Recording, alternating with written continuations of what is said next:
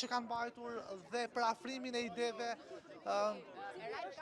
Individi që ju ka propozuar Partia Mundësia.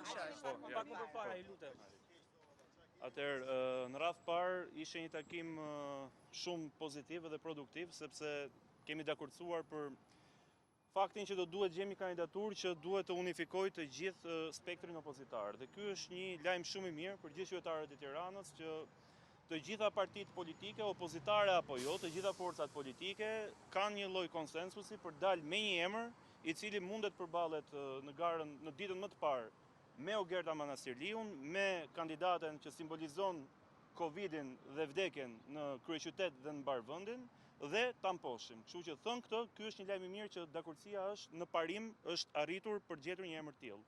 Pastaj për teknikalitete, për propozime, po është e vërtetë.